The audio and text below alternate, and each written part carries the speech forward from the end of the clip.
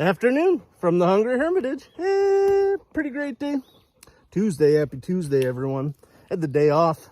Rained this morning, but then it cooled off a little, so I decided hike into one of our hunting spots, start prepping some wood for the season, and also to start training the body, put on a pack with some weight. Hopefully we'll transfer that to deer meat soon. And along the way, we're stopping and looking for mushrooms. Here in upstate New York, we had a ton of rain, and then it's been hot, and mushrooms love that.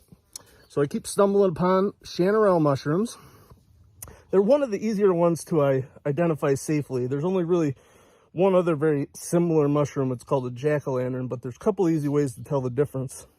These chanterelles were grown right out of the forest floor. They have gills, but not very pronounced. They're just sort of ridged and rolled.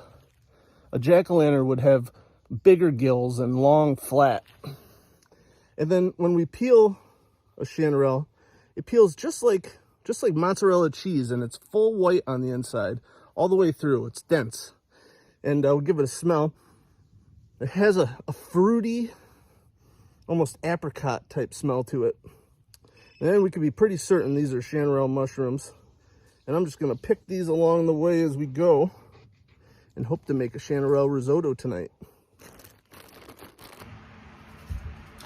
Got the chanterelles back to the house. Now we're doing some cleanup before we start cooking with them. And it's pretty straightforward. I really just want to get the dirt off. So, the base I usually just pinch right where it's dirty, where it came out of the ground.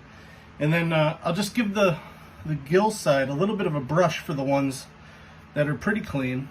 That's all you need. You just want to get any dirt or speckles from out underneath and the base cleaned up.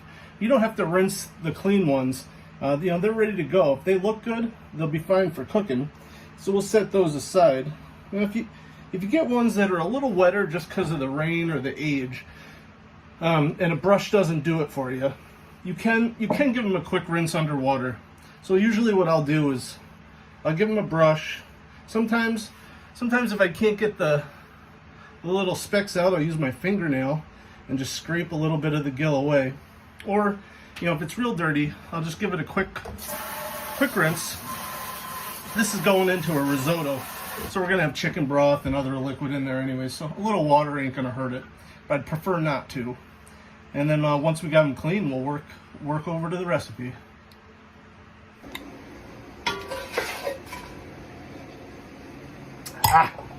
Well, we got all our ingredients prepped for the chanterelle risotto. A couple years ago, Hank Shaw and Hunt Gather Cook, I found a recipe that he had, and I loved it. I've made it a lot of times. Every now and then I'll switch it up a little bit. Right now I got fresh pork belly that I minced, and I'm just rendering that down first. I'm going to pull that, leave the crispy stuff to the side, and then I'm going to add a little butter to that fat along with some shallots. I'm going to cook those till they're nice and tender, toss in my garlic, give it another minute. Then work in my clean chopped chanterelles. Again, only a couple minutes just to get them cooked a little bit. And then I'm going to add my fancy Italian risotto rice. Almost gone. Going to have to spend a small fortune to get more, but it's worth it. Really love it. And toast that up and then add in some of this delicious Chardonnay. Let that alcohol cook off. And then I'm going to start ladling in my chicken stock and give it a stir every now and then, until I think it's pretty close. And when it's just about there, I'm going to add in some sweet corn. That's one of Hank's tips, and it really goes well with chanterelles. And some Parmesan cheese. And then salt, pepper, taste it. Make sure you get enough liquid so it's nice and creamy and not too dense. And then once you're happy with it, turn it off, serve it. Probably be great. Have a good day. Got it all worked up.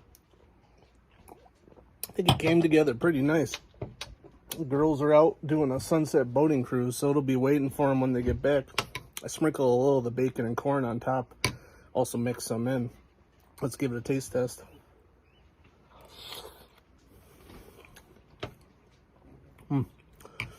Creamy. You can taste the fruitiness of the chanterelle, and then that corn just gives it a pop. Wonderful chicken stock. A little bit of cheese to add to that creaminess. I could eat this every day. pretty great day.